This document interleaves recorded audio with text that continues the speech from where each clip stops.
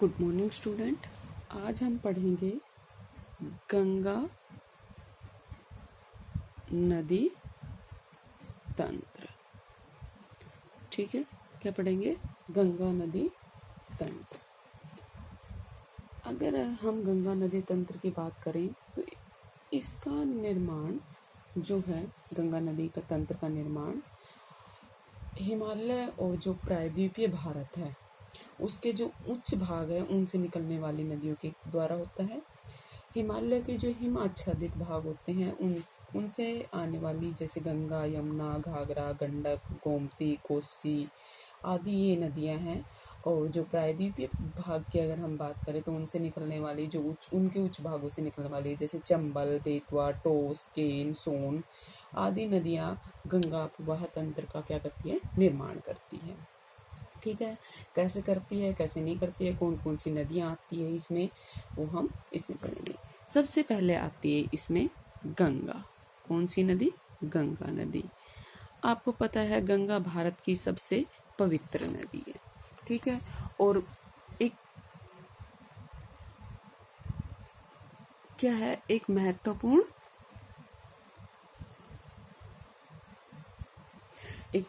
नदी तंत्र है गंगा भारत का।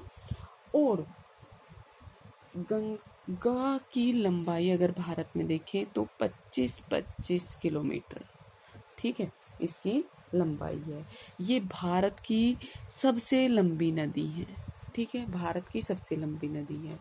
अगर हम बात करें तो जो ब्रह्मपुत्र नदी है, आगे आएगा, वैसे तो ब्रह्मपुत्र नदी है वो 2900 किलोमीटर लंबी है, लेकिन वो क्या है, वो कहाँ से बहती है? तिब्बत से बहती है। तो उसका कुछ भाग कहाँ बह जाता है? तिब्बत में। लेकिन भारत में उसकी लंबाई क्या है? कम है।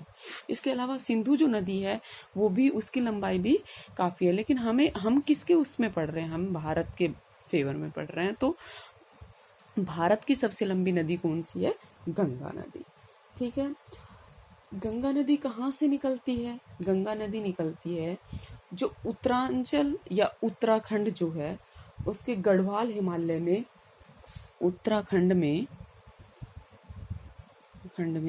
गढ़वाल हिमालय है। ठीक है, और उत्तराखंड के भी उत्तरकाशी जिला है। उत्तराखंड में उत्तरकाशी जिला है। ठीक है, इसमें एक गंगोत्री हिमनद है। ठीक है, गंगोत्री क्या है? हिमनद है। गंगोत्री हिमनद है। और कितनी मीटर की ऊंचाई पर है ये? 3900 मीटर की ऊंचाई पर ये हिमनद है। ठीक है, गंगोत्री।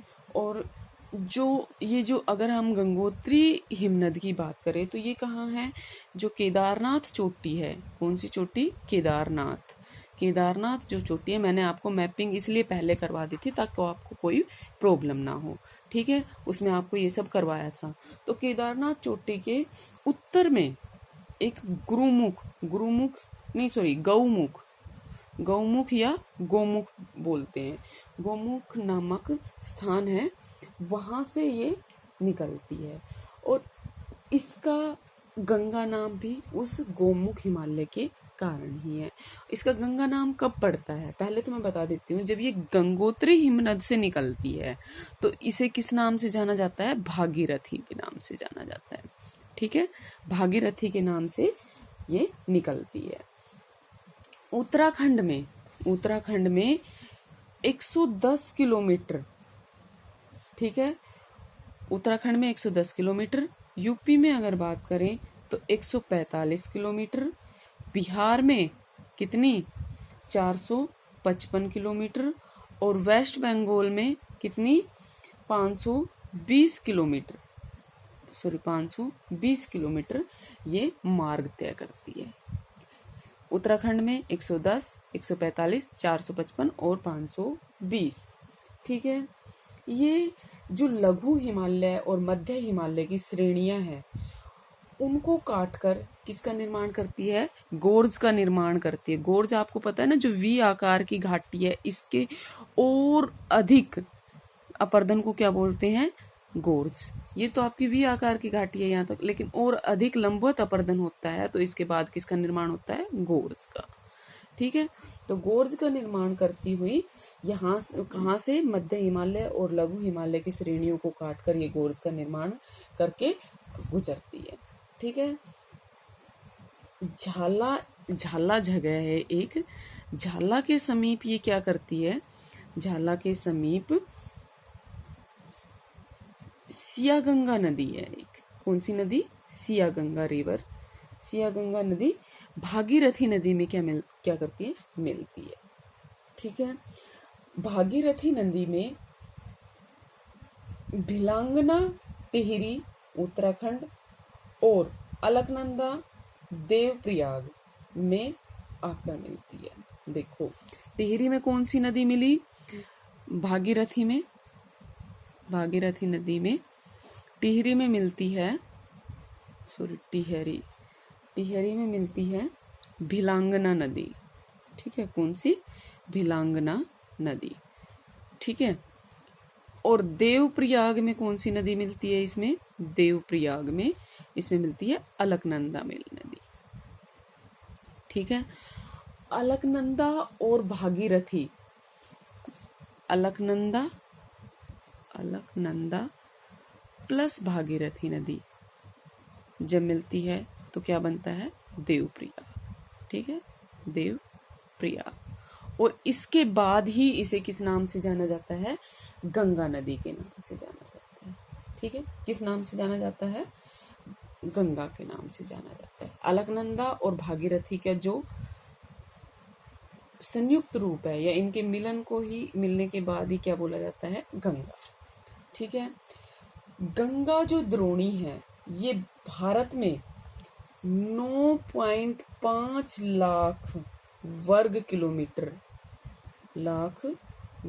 किलोमीटर क्षेत्र में फैली हुई है। ठीक है। और ये भारत का सबसे बड़ा अपोहा तंत्र है। ठीक है। गंगा नदी क्या करती है?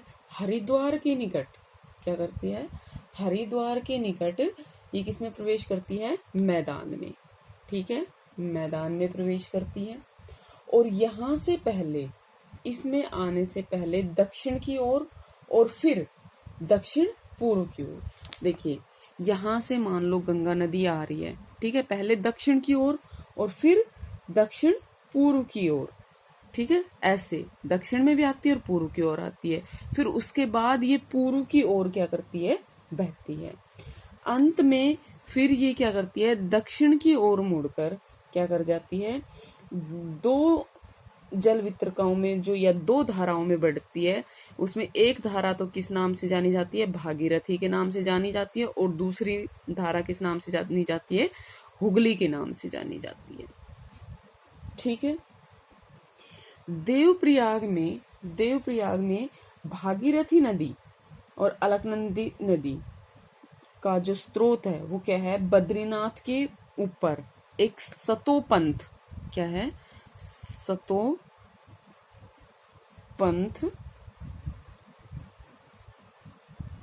हिमनद। क्या है? हिमनद और सतोपंथ ताल है। ठीक है। और ये किससे मिलकर बनते हैं? अलकनंदा, धौली गंगा और विष्णु गंगा से मिलकर बनती है। जो कहाँ मिलती है? जोशीमठ या विष्णु प्रयाग में मिलती है। ठीक है। कैसे कैसे कौन कौन से प्रयाग बनते हैं ये मैं बताऊंगी आपको। अलकनंदा की एक और सहायक नदी है। सहायक नदी कौन सी होती है? जो उसमें आकर मिलती है। ठीक है। इसकी ट्रिब्यूटरी जो होती है वो क्या कहलाती है? इसकी सहायक नदियां होती है। ठीक है। अलकनंदा की एक और सहायक नदी है। क्या नाम है उसका? पिंडार। क्या नाम है उसका? पिंडार। ठीक है। जो कहाँ मिलती है? कर्णप्रयाग में मिलती है। ये अभी आपको समझ में नहीं आएगा, लेकिन मैं उसके डायग्राम से समझाऊंगी ना तो आपको फिर अच्छे से समझ में आ जाएगा। ठीक है। कर्णप्रयाग में मिलती है। जबकि मंदाकिनी या काली गंगा इससे कहाँ मिलती है? सारी नदियां इसमें मिलती है। कहाँ मिलती है मंदाकिनी या काली गंगा? जब ये मिलती है तो किसका निर्माण करती है? इसमें जब कोई भी नदी मिलती है तो प्रयाग बनते हैं। ठीक है। और प्रयाग बनते हैं तो अलग अलग किसका होता है? अलग अलग मतलब प्रयागों का, जैसे विष्णु प्रयाग है, देव प्रयाग है। और आपको पता है इलाहाबाद को अब किस नाम से जाना जाता है? इलाहाबाद को प्रयागराज के नाम से जाना जाता है। प्रयाग का अर्थ ही क्या है? दो नदियों के मिलन स्थल। तो इसको प्रयागराज क्यों कहा जाता है? क्योंकि इलाहाबाद में गंगा में यमुना नदी आकर मिलती है। ठीक है, गंगा और जहां यमुना नदी का संगम होता है उसको बोलते हैं इलाहाबाद और या प्रयागराज। आया समझ में? ठीक है, क्या बोलते हैं? प्रयागराज। ठीक है, अब जो झारखंड की सीमा है वहां पर एक राजमहल की पहाड़ियां, मैंने आपको मैपिंग करवाई थी जब बताया था कि राजमहल की पहाड़ियां कहाँ पर है। राजमहल की पहाड़ियां के उत्तर की ओर ये क्या होती है? प्रवाहित होती हुई पश्चिमी बंगाल में फरक्का, क्या नाम है? फरक्का नामक स्थान पर ये क्या करती है? बांग्लादेश में मिलती है। ठीक है, बांग्लादेश में प्रवेश करती है और बांग्लादेश में इसे किस नाम से जाना जाता है? पद्मा के नाम से जाना जाता है। किस नाम से जाना जाता है बांग्लादेश में गंगा को? पद्मा के नाम से। ठीक है, पद्मा के नाम से। गंगा की मुख्य धारा जो है पद्मा, क्या है? बांग्लादेश में पद्मा। और यहां इसमें आकर कौन सी नदी मिलती है? ब्रह्मपुत्र नदी आकर मिलती है। अगर अंतिम चरण की बात करें तो गंगा और ब्रह्मपुत्र नदी जब सागर में विलीन होने वाली होती है तो किस नाम से जानी जाती है? मेघना के नाम से जानी जाती है। ठीक है, किस नाम से जानी जाती है? मेघना के नाम से जानी जाती है। ठीक है, गंगा और ब्रह्मपुत्र देखिए कैसे मिलती है, कहां से कैसे निकलती है, देखो मैं दिखाती हूँ अभी।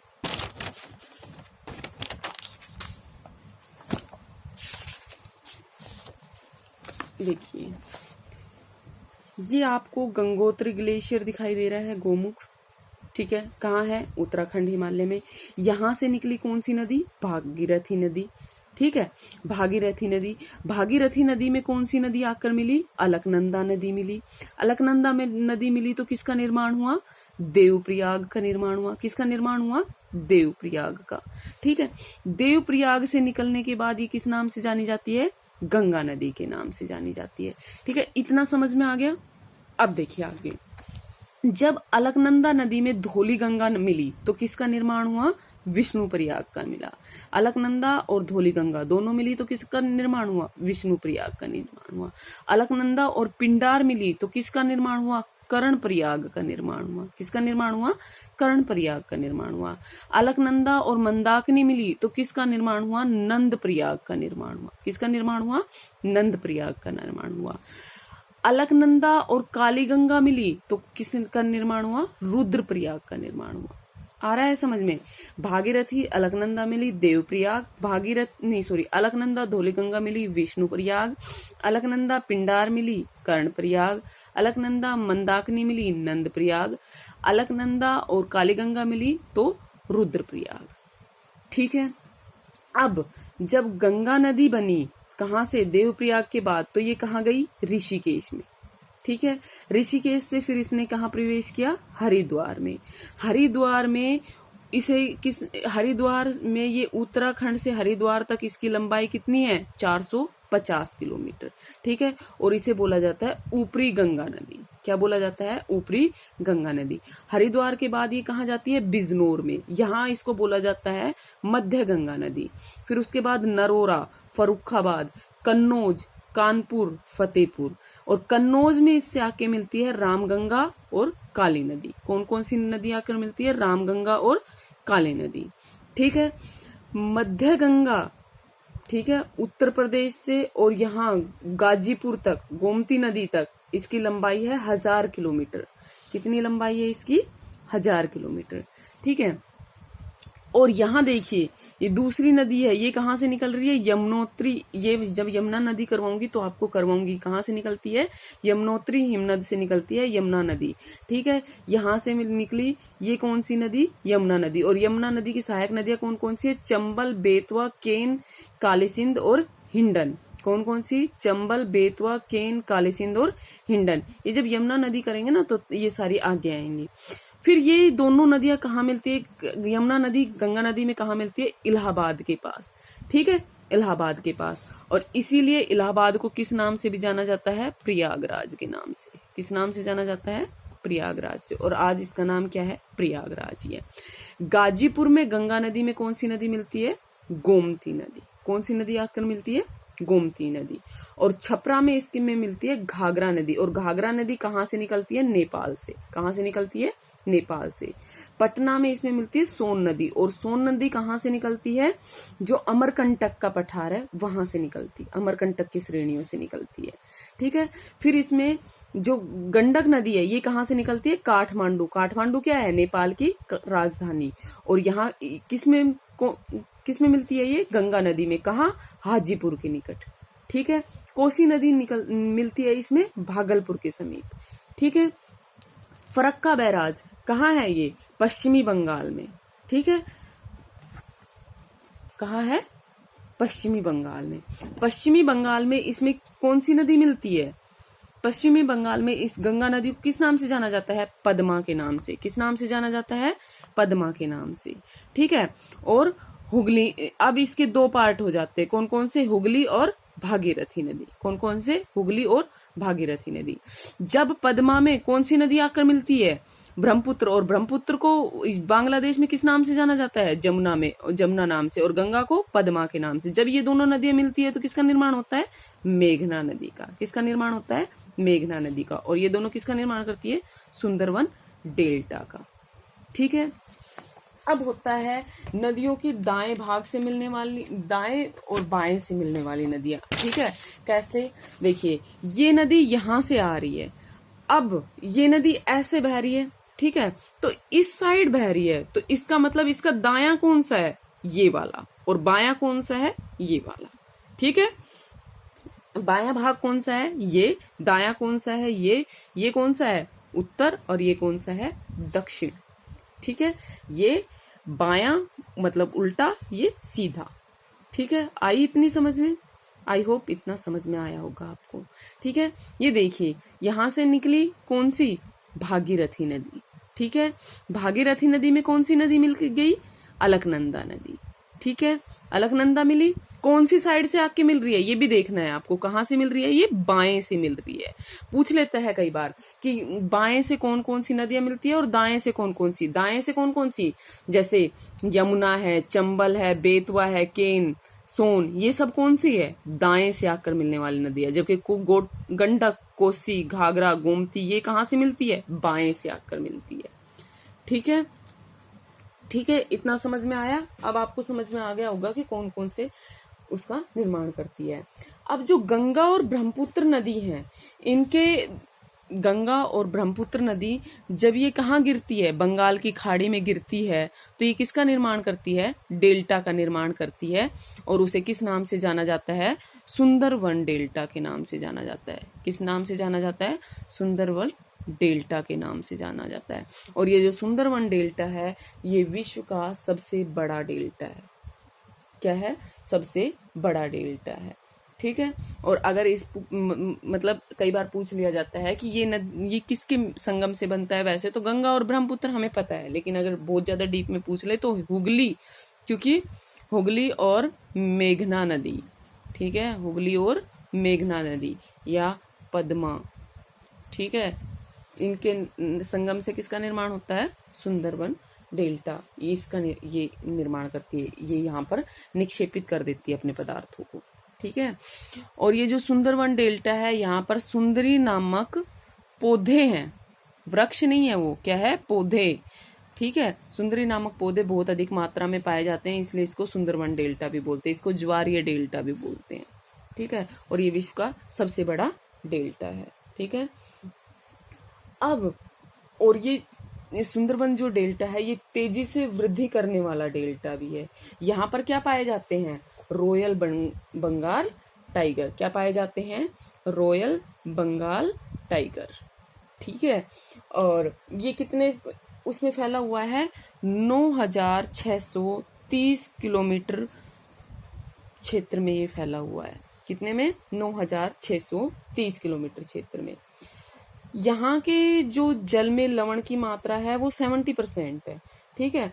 और सुंदरवन को 1954 में क्या घोषित कर दिया गया था, नेशनल पार्क। क्या घोषित कर दिया गया था, नेशनल पार्क। ठीक है। और अगर उद्गम से गंगा के डेल्टा तक बात करें तो इसकी लंबाई कितनी है गंगा नदी की? 25 किलोमीटर, पहले ही बता चुकी हूँ। ठीक है, अपुहा बेसिन की बात करें तो अपुहा बेसिन कितना है गंगा का? अपुहा क्षेत्र देखिए आपने पढ़ा है 9.5 लाख वर्ग किलोमीटर। कितना है? 9.51 लाख वर्ग किलोमीटर। ठीक है, अब ये जो सुंदरवन डेल्टा है, ठीक है, सुंदरवन डेल्टा भारत और बांग्लादेश दोनों में स्थित है। ठीक है, भारत और बांग्लादेश। ठीक है, और इस जो डेल्टा का 2/3 भाग कहाँ है? बांग्लादेश में। 2/3 भाग कहाँ है? बांग्लादेश में। और शेष भाग कहाँ है? भारत में। मतलब बांग्लादेश में इसका अधिक हिस्सा है, भारत में इसका कम हिस्सा है। ठीक है, अब जो भूवैज्ञानिक थे, एक भूवैज्ञानिक थे ओल्डहम, क्या नाम था इनका? ओल्डहम। जो इन्होंने क्या कहा कि जो गंगा के जलोढ़ निक्षेपों की मोटाई है वो कितनी है? 4000 से 6000 मीटर। कितनी है? 4000 से 6000 मीटर। और जो ग्लेनी महोदय थे, इन्होंने क्या कहा ग्लेनी ने कि कितनी है? 2000 मीटर। कितनी है? 2000 मीटर। ठीक है, ओल्डहम ने तो क्या कहा कि गंगा के जो निक्षेप है उसकी मोटाई कितनी है? 4000 से 6000 मीटर। लेकिन ग्लेनी ने क्या कहा कि ये केवल कितनी है? 2000 मीटर। ठीक है, नेक्स्ट हम कल पढ़ेंगे। कल भी हम हो सकता है गंगा के बारे में ही पढ़े, क्योंकि गंगा भारत की सबसे महत्वपूर्ण नदी है। आई होप आपको समझ में आया होगा, और प्लीज ना समझ में आए तो आप पूछ लीजिए। ठीक है, थैंक यू।